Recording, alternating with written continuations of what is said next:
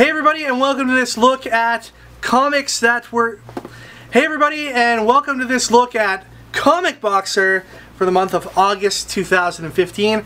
And we're going to go over some of the books that were included in this awesome mystery box shipment that came out in August. ComicBoxer, of course, is a monthly comic book mystery box in the vein of those other mystery boxes you see out there targeted towards the geek audience, but ours is purely comics.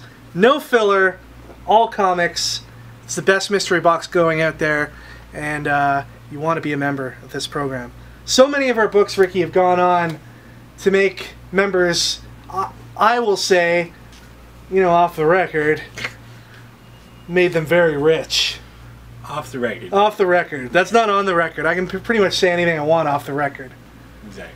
But there have been books in here that have, you know, gained considerably in value. I mean, I look back to Witches #1. I look back to Outcast #1. I look back to, you know, some of the signed books that we've had in ComicBoxer over the last little while.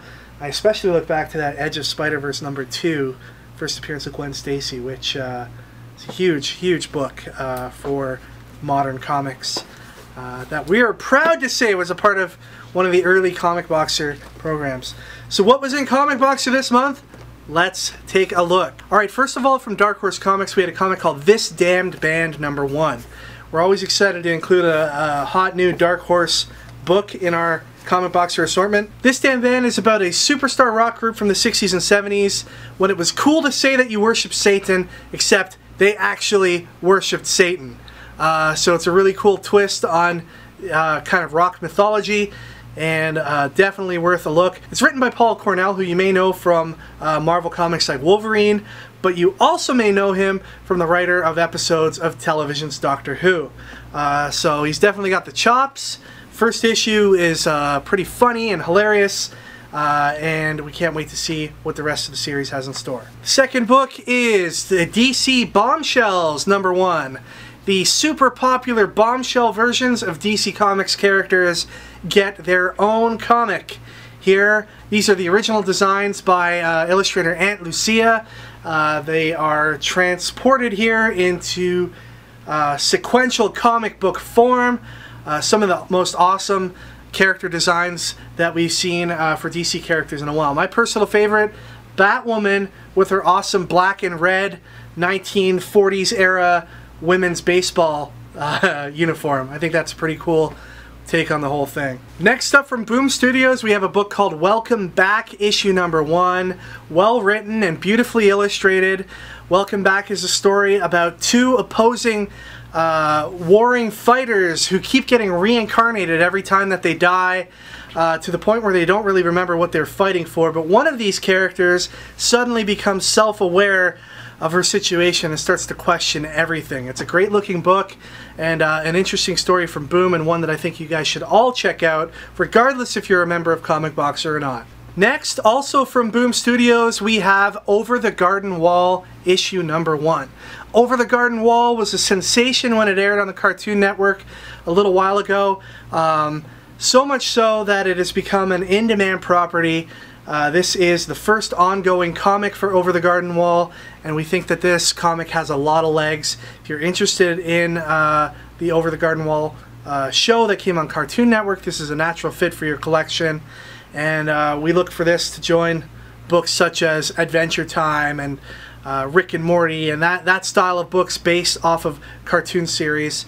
So it's a great one to have in your collection. The final book included in ComicBoxer this month was House of M #1, part of Secret Wars, looking at the House of M, Magneto's family, as they pertain to Secret Wars. This is an awesome book, one that's faced several delays along the way, but is now finally out, and we featured here in ComicBoxer the Katsuya Terada manga variant. For those of you not familiar with Katsuya Terada, he is the character designer behind the characters of Blood, the Last Vampire. He's also lent his character design skills to video game properties such as the Zelda series of video games. So this is a guy who knows a thing or two about drawing in the Japanese anime style, and we've included this awesome variant in the box here. As a bonus this month, we also included the Shadow #1 from Dynamite. It is the newest in their Shadow ongoing line of books. It's included here absolutely free for ComicBoxer members. So as a special thank you to those of you who are subscribed to ComicBoxer. So those are the picks for this month. Ricky, what did you think? What was your favorite book out of ComicBoxer this month? Alright Ricky, so those are the books for this month. What did you think? What was your favorite book coming out of ComicBoxer this month? I'd have to say Over the Garden Wall, because that TV show was really cool. Have you seen it? It's like the animation's out of this world. Yeah, it's a really cool style, and the creators of the show were involved in the creation of the comic as well. And that's always really important when it comes to a crossover title such as this one. So thanks everybody for watching this unboxing, and we will see you all next time when we take a look at the books coming out in September in ComicBoxer's Mystery Box Shipment. But don't be left in the lurch. If you want to know what was in ComicBoxer for September before this next video gets posted, all you gotta do is subscribe. Go over to comicboxer.com. Our pricing plans start as low as $17.99 a month plus shipping and handling, depending on the type of commitment that you're willing to make to ComicBoxer.